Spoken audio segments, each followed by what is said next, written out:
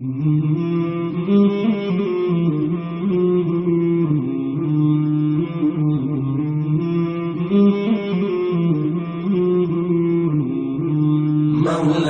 صل وسلم دائما أبدا على حبيبك خير الخلق كلهم مولاي صل. तब गम के साल में दो चीजें हुई, एक तो अबू तालिब का इंतकाल, दूसरा खदीजा रज़ी अल्लाह तआला अन्हा का इंतकाल।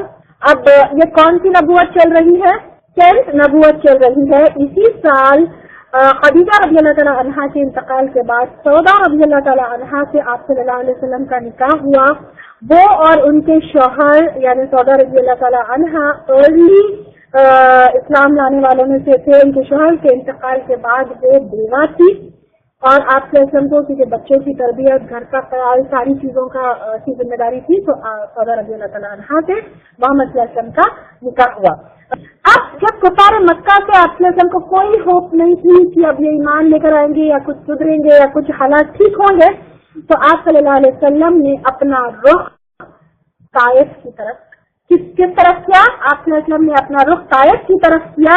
आप सल्लल्लाहु अलैहि वसल्लम ज़ैद बिन हारिसा वही है, वही गुलाम जो खदीजा रज़ी अल्लाह तआला अन्हा ने तोहफे के तौर पर आप सल्लल्लाहु अलैहि वसल्लम को दिया। आप सल्लल्लाहु अलैहि वसल्लम उनको बेटे की तरह मोहब्बत करते, तो ज़ैद बिन हारिसा को साथ लेकर मोहम्मद सल्लल्लाहु अलैहि वसल्लम ताइफ की तरफ निकले। और आजकल भी ताइफ की तरफ जाना मक्का से उतना आसान नहीं है, क्योंकि पूरा घाटियों वाला रास्ता है। Even when you go by car you try to be very careful always. आप हमेशा कोशिश करते हैं कि वहां से आप केयरफुली गुजरे, दिन के रास्ते में गुजरे, रात में सफर ना करें। तो उस जमाने में ताइफ का सफर इतना आसान नहीं था। आप सल्लल्लाहु अलैहि वसल्लम ज़ैद बिन हारिसा को लेकर पैदल ताइफ की तरफ निकले। अब रास्ते में जो भी कबीला मिलता आप सल्लल्लाहु अलैहि वसल्लम उनको दावत देते। आप सल्लल्लाहु अलैहि वसल्लम रास्ते में जो लोग मिलते, जो कबीला मिलता, उनको ला इलाहा इल्लल्लाह मुहम्मदुर रसूलुल्लाह की दावत देते। वहां जाकर ताइफ में सबसे पहले सरदारों से मिले। आप सल्लल्लाहु अलैहि वसल्लम का दीन की दावत देने का तरीका ये होता था कि आप सल्लल्लाहु अलैहि वसल्लम पहले सरदारों को दावत देते, क्योंकि अगर आप हम अपनी सोसाइटी में देखेंगे जो इन्फ्लुएंशियल पीपल होते हैं या फिर जो लीडर्स होते हैं, उन्हीं को बाकी आम इंसान क्या करते हैं, फॉलो करते हैं। अगर ये लीडर सुधर जाए तो बाकी कौम भी सुधर जाए। आज अगर हम देखें किनको हम फॉलो करते हैं, कुछ इन्फ्लुएंशियल पर्सनालिटीज को हम फॉलो करते हैं, अगर वो सुधर जाएंगे तो बाकी सारी कौम सुधर जाएगी। इस नियत से आप सल्लल्लाहु अलैहि वसल्लम सबसे पहले सरदारों से मिलते। तो ताइफ जाकर भी आप सल्लल्लाहु अलैहि वसल्लम पहले वहां के सरदारों से मिले, लेकिन सरदार ताइफ के मक्का के सरदारों से दुश्मनी नहीं लेना चाहते थे। ताइफ के सरदार मक्का के सरदारों से दुश्मनी नहीं लेना चाहते थे। तो इसलिए क्योंकि आप सल्लल्लाहु अलैहि वसल्लम was a very common man for them, उनको आपके नबी होना, आपके रसूल होने का क्या एहसास था, तो वो उनके लिए तो मोहम्मद सल्लल्लाहु अलैहि वसल्लम बिल्कुल एक आम आदमी थे। लेकिन वो मक्का के सरदारों से जो है दुश्मनी नहीं लेना चाहते थे। तो आप सल्लल्लाहु अलैहि वसल्लम ने ताइफ में 1 नहीं, 2 नहीं, 3 नहीं, 4 नहीं, 5 नहीं, 8 नहीं, 10 दिन मुसलसल जो है ला इलाहा इल्लल्लाह मुहम्मदुर रसूलुल्लाह की दावत दी। लेकिन ताइफ के सरदार आप सल्लल्लाहु अलैहि वसल्लम को वहां से भगाना चाहते थे, क्योंकि वो मक्का के सरदारों से दोस्ती रखते थे। तो ताइफ के लोगों ने मोहम्मद सल्लल्लाहु अलैहि वसल्लम के पीछे अपने बच्चे, अपने बदमाश, अपने गुलाम सबको लगा दिया कि उनको परेशान करे। तब उनको परेशान करने लगे, गालियां देने लगे, यहाँ तक के ताइफ के लोग उन पर पत्थर मारने लगे। طائف کے لوگ محمد صلی اللہ علیہ وسلم پر پتھر مارنے لگے. محمد صلی اللہ علیہ وسلم کی ایڑیاں پھٹ گئی, ان کے پاؤں زخمی ہو گئے, ان کے جوتے خون سے لطف ہو گئے. زید رضی اللہ تعالی عنہ آپ صلی اللہ علیہ وسلم کو ہر طرف سے بچا رہے تھے. ان کے سر پر بھی کئی زخمیں لگی, یہاں تک کہ وہ تھکے ہارے بچتے لوگوں سے پریشان عتبہ اور شیبہ بن ربیعہ کے ایک باغ میں ان لوگوں نے پناہ لی. باغیچے میں سیک لگا کے آپ صلی اللہ علیہ وسلم غموں سے پریشانیوں سے بہت دکھ میں انہوں نے دعا کی. یہ دعا آپ کی نوٹس میں پرنٹڈ ہے, you can see it on board also. انہوں نے دعا کی, یا اللہ میں تجھی پہ اپنی کمزوری, یا اللہ میں تجھی پہ اپنی کمزوری اور بے بسی اور لوگوں کے نزدیک اپنی بے قدری کی شکایت کرتا ہوں. یا ارحم الراحمین, تو کمزوروں کا رب ہے اور تو ہی میرا بھی رب ہے. تو مجھے کس کے حوالے کر رہا ہے؟ اے میرے رب, تو مجھے کس کے حوالے کر رہا ہے؟ کیا کسی بیگانے کے جو میرے ساتھ سختی سے پیش آئے, یا کسی دشمن کے جس کو تو نے میرے معاملے کا مالک بنا دیا ہے؟ اگر مجھ پر تیرا غضب نہیں ہے تو کوئی پرواہ نہیں ہے. یعنی اتنی تکلیف میں غم کا سال گزرا, ابو طالب گئے, خدیجہ گئی, کفار مکہ کا کوئی ان کی طرف سے امید نہیں. طائف کے لوگوں سے مار کھا کے لہو لہان ہے. میرے نبی صلی اللہ علیہ وسلم کو یہ فکر نہیں ہے یا یہ شکایت نہیں ہے کہ اللہ یہ کیوں میرے ساتھ. آپ صلی اللہ علیہ وسلم کا رویہ اس طرح بھی ہو سکتا تھا, وہ کہہ سکتے تھے یا اللہ میں تو تیرا اتنا بڑا کام کر رہا ہوں, تو مجھے ریٹرن میں کیا دے رہا ہے؟ جس طرح ہم چھوٹی سی تکلیف سے کہتے ہیں اللہ تعالیٰ میں کیا نہیں کی 5 وقت کی نماز بھی پڑھی, ایسا بھی کری, لوگوں کے ساتھ اچھا بھی کری, میرے ساتھ یہ کیوں؟ لیکن پیارے نبی صلی اللہ علیہ وسلم کو صرف یہ فکر ہے کہ کہیں آپ کا یہ غضب تو نہیں, کہیں آپ مجھ سے ناراض تو نہیں. لیکن تیری عافیت میرے لیے زیادہ بہتر ہے. میں تیرے چہرے کے اس نور کی پناہ چاہتا ہوں جس سے اندھیرے روشن ہو گئے اور جس پر دنیا اور آخرت کا معاملہ صحیح ہو. تو مجھ پر اپنا غضب اتارے یا تیرا غصہ مجھ پر آئے. تیری تعریف یہاں تک کہ تو خوش ہو جائے, اور تیرے بنا کوئی اور زور اور طاقت نہیں. ان حالات میں بھی اللہ تعالیٰ سے محمد صلی اللہ علیہ وسلم یہی کہہ رہے ہیں کہ اللہ تعالیٰ یہ آپ کا غضب نہیں ہونا چاہیے, یہ آپ کی ناراضگی کی وجہ سے نہیں ہونا چاہیے. تو مجھ سے راضی ہو جا, تو مجھ سے خوش ہو جا. اس دعا کو دعائے مستضعفین بھی کہا جاتا ہے. مستضعفین یعنی کمزوروں کی دعا, کیونکہ بہت کمزوری کی حالت میں محمد صلی اللہ علیہ وسلم نے یہ دعا کی. کوئی شکوہ نہیں, کوئی اللہ تعالیٰ پہ غصہ نہیں, کوئی اللہ تعالیٰ سے ناراضگی نہیں, کوئی تنگ دلی بھی نہیں. پریشانی میں اللہ کی تعریف کرتے ہیں محمد صلی اللہ علیہ وسلم, اللہ تعالیٰ کی طرف رجوع کرتے ہیں, اور پورا ذہن بس اس میں کہ اللہ ناراض نہ ہو جائے. اور آپ صلی اللہ علیہ وسلم کا طرز عمل دیکھیے, نروس نہیں ہوئے, اپنا کام نہیں چھوڑے.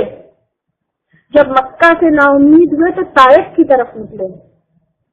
بچے کے انتقال کے بعد لوگوں نے انہیں ابتر جڑ کٹا ہوا کہا, پتھر سے مارے, جسمانی تکلیف دیے, لیکن پھر بھی آپ صلی اللہ علیہ وسلم ڈٹے رہے. لیکن آج ہمارا کیا حال ہے؟ پوری تکلیف صرف ہمارے سر پر. اگر آپ پوچھو تو دماغ اتنا پریشان ہے, سر پر اتنا لوڈ, اتنا پریشر ہے, بتا نہیں سکتی. یہ ہمارا جواب ہوتا ہے. کیا ہوا جب بہت سست لگ رہے ہیں تو ہماری بہن کا جواب ہوتا ہے رات بھر میں سوئی نہیں, نیند نہیں آئی, اتنا پریشان تھی میں. اگر نیند نہیں آئی تو دعا پڑھ لیتے, اللہم انی اعوذ بک من الہم والحزن. اگر ہم ہماری بہن سے پوچھیں کہ کیوں رات بھر نہیں سوئے क्यों रात भर नहीं सोए, तो उसका जवाब मिलेगा मैं इतनी परेशान हूँ, इतनी टेंशन में हूँ, इतनी टेंशन में बता नहीं सकती। क्या टेंशन है बहन आपको? कल शादी में गए थे, वो फुला रिश्तेदार बात नहीं किए, वो दूसरे टेबल पे जाकर बैठ गए, पता नहीं दिल में क्या था, वो टेंशन के मारे में रात भर नहीं सोई। ये टेंशन कोई पत्थर मारे आपको,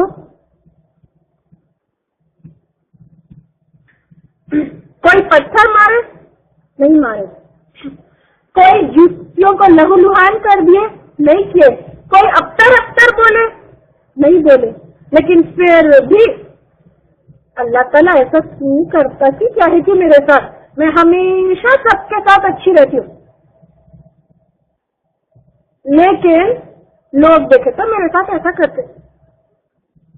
छोटी छोटी बात का हम अपने जहनों पे ऐसा टेंशन लिए हुए कि हमको रात भर नींद नहीं आती।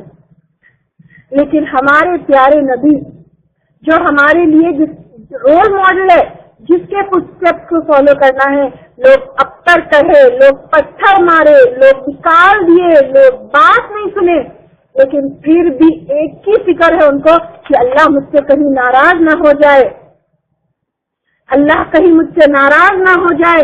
सारी तकलीफें, तमाम दवाएं खा लेते हम लोग, बाम लगा लेंगे, तेल लगा लेंगे, लेकिन कुरान नहीं पढ़ेंगे। कुरान में शिफा है हर बीमारी की। अगर डिप्रेशन है, किसी चीज की तकलीफ है, कुरान में हर चीज की शिफा है। कुरान पढ़ेंगे तो इस तकलीफ से निकल के आएंगे। I have my self experience this, कि कोई दुनिया की तकलीफ दिखती ही नहीं अगर हम अपने आप को कुरान से जोड़ लें। कुरान कब पढ़ी जाती है हमारे घरों में?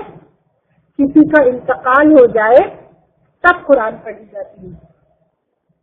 खदीजा रज़ी अल्लाह ताला अन्हा का इंतकाल हुआ, ना मोहम्मद सल्लल्लाहु अलैहि वसल्लम बैठ के उनके लिए कई दिन कुरान पढ़े, ना सहाबा कराम को घर में इकट्ठा करके खदीजा के लिए कुरान पढ़ा गया। तो फिर हम क्यों पढ़ते हैं लोगों के मरने पे कुरान? कुरान सिर्फ खुद पढ़ने वाले के लिए अज्र तो सवाब लाती है। कुरान पढ़ के फिक्र करना है आखिरत की। मरने वाले के लिए कुरान पढ़ेंगे तो कोई उसमें फायदा नहीं है। जब जिंदा है तब कुरान पढ़ना है। हमारे मरने के बाद अगर हमारे लिए कोई कुरान पढ़े तो उसमें कोई फायदा नहीं है। अब ताइफ के बाग में उतबा और शैबा के गुलाम अदास जिसका नाम था, वो क्रिश्चियन थे, तो वो क्या किए, आप सल्लल्लाहु अलैहि वसल्लम उतबा और शैबा के बाग में आप सल्लल्लाहु अलैहि वसल्लम के हाल पर कुछ तरस आया और उनके गुलाम अदास जो ईसाई थे वो कुछ अंगूर लेकर आए और जैसे वो अंगूर लेकर आए तो मोहम्मद सल्लल्लाहु अलैहि वसल्लम बिस्मिल्लाह कहकर वो अंगूर लिए। तो जब आप सल्लल्लाहु अलैहि वसल्लम बिस्मिल्लाह लेकर खाए तो अदास ने कहा ये यहाँ के लोग तो नहीं है। उन दोनों में गुफ्तगू हुई। अदास से आप सल्लल्लाहु अलैहि वसल्लम ने पूछा तुम कौन हो, तुम कहाँ से हो? तो उन्होंने कहा मैं नैनवा नाम की बस्ती का हूँ, मैं नैनवा नाम की बस्ती का हूँ। नैनवा में यूनुस अलैहिस्सलाम भेजे गए थे, वही मछली वाले नबी। तो आप सल्लल्लाहु अलैहि वसल्लम ने कहा यूनुस बिन मत्ता की बस्ती से हो? तो अदास ने कहा आपको क्या मालूम? तो अदास चूंकि क्रिश्चियन थे और उनको तौरात और इंजील का इल्म था, यूनुस अलैहिस्सलाम के बारे में बहुत अच्छी तरीके से जानते थे। आप सल्लल्लाहु अलैहि वसल्लम क्योंकि कुरैश थे, उनके पास कोई किताब अभी तक के इल्म में उनके पास कोई किताब नहीं आई थी, वो उम्मी अनपढ़ लोग थे। तो उन्होंने कहा अदास ने आपको यूनुस बिन मत्ता के बारे में क्या मालूम? तो मोहम्मद सल्लल्लाहु अलैहि वसल्लम ने कहा यूनुस बिन मत्ता मेरे भाई थे, वो मेरी तरह नबी थे और यूनुस अलैहिस्सलाम से रिलेटेड कुछ आयात सुनाए। तो अदास भी मुसलमान हो गए। अब इस तकलीफ, इस परेशानी में اس تکلیف اس پریشانی میں جبرائیل علیہ السلام آئے. جبرائیل علیہ السلام محمد صلی اللہ علیہ وسلم کے پاس آئے. ان کے ساتھ پہاڑوں کے فرشتے بھی تھے. اور جبرائیل علیہ السلام نے کہا اگر آپ چاہو تو ان پہاڑوں کے بیچ میں طائف والوں کو ہم کچل دیں. اگر آپ صلی اللہ علیہ وسلم کی جگہ ہم ہوتے تو صرف کچل کے پورا گرائنڈ کر دو ان کو، بولتے تھے ہم، پیسٹ بنا دو ان لوگوں کا، بولتے تھے ہم. لیکن آپ صلی اللہ علیہ وسلم نے کہا مجھے امید ہے کہ ان پہاڑوں میں ایک ایسی نسل پیدا ہوگی جو صرف اللہ کی عبادت کرے گی اور اس کے ساتھ کسی کو شریک نہیں ٹھہرائے گی، تو ان کو چھوڑ دو.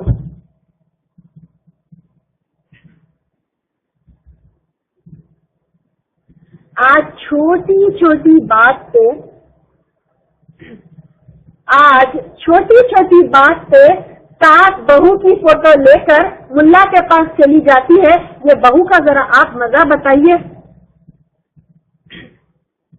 یا بہو جو ہے ساس کی فوٹو لے کر جاتی ہے، 10-15 دن 30 دن میں اس کا پتا صاف ہو جائے.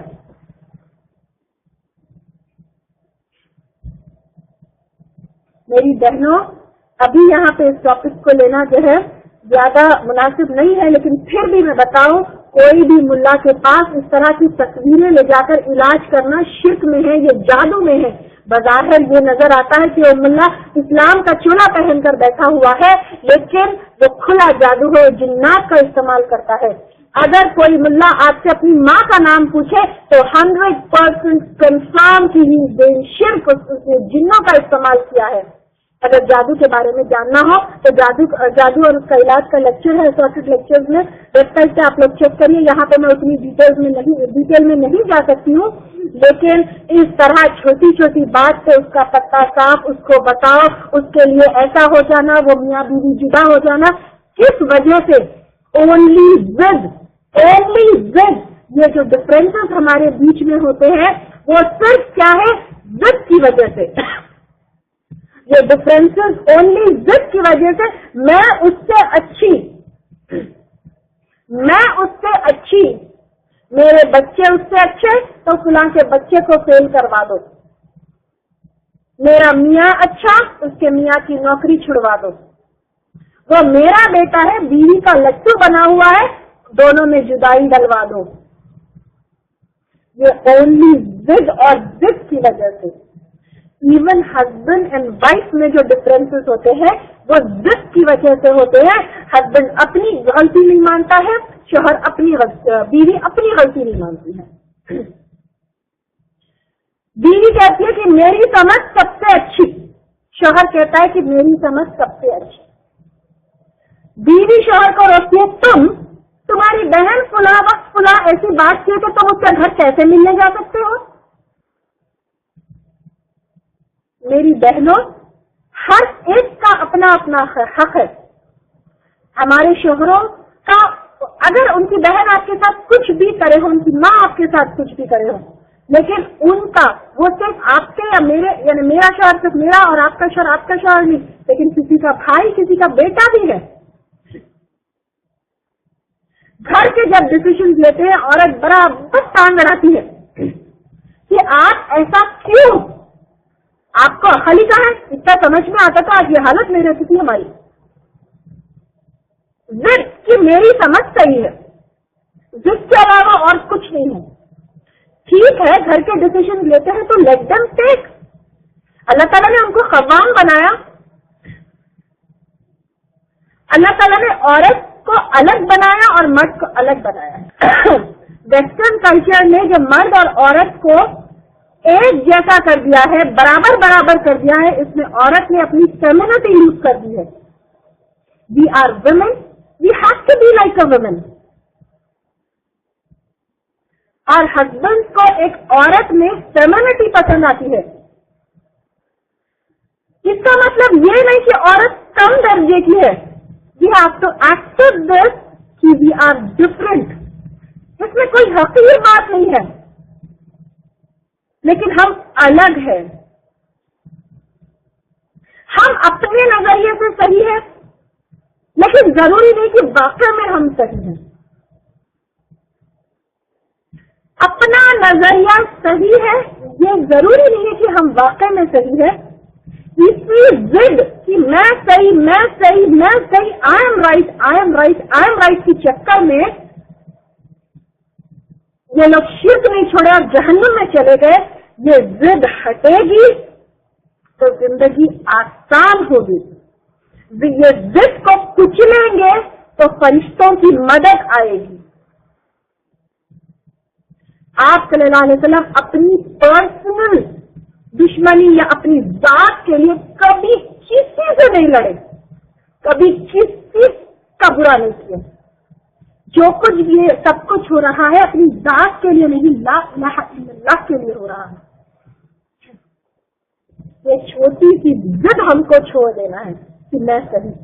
اس کے بارے میں ایک حدیث کا مفہوم ہے, حدیث کے ورڈ تو مجھے یاد نہیں ہے, کہ جو اگر دو لوگ ہیں آپس میں, اگر اپنی غلطی ہے, غلطی رکھنے کے باوجود اگر چپ ہو گئے, درگزر کر دیے, تو حدیث کا مفہوم ہے یہ کہ اللہ تعالیٰ نے جنت کے آس پاس میں گھر کا وعدہ کیا ہے, اور اپنی غلطی نہ ہونے پہ چپ ہو گئے تو جنت کے بالکل مڈل آف جنت میں اللہ تعالیٰ نے گھر کا وعدہ کیا ہے. تو میری بہنوں, چاہے وہ ساس ہو, بہن ہو, شوہر ہو, بچے ہو, کوئی بھی ہو, جنت کے اس محل کے لیے چپ ہو جائے, جنت کے اس محل کے لیے ضد چھوڑ دے. انشاءاللہ تعالیٰ جب جنت کا محل ملے گا تو پھر اس سے بڑی کوئی خوشی نہیں ہوگی.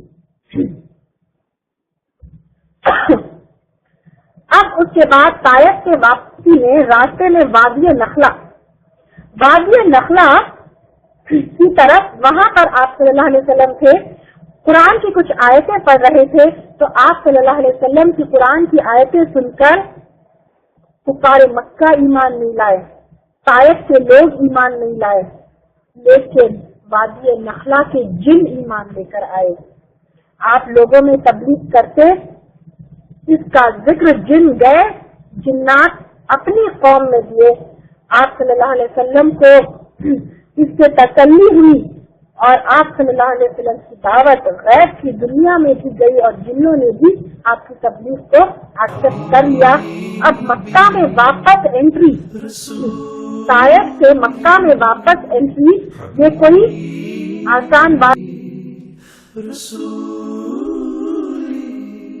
یا حبیبی یا رسولی یا حبیبی یا رسولی یا صاحب الجمال یا سید البشر بعد از خدا بزرگ توی قصہ مختصر.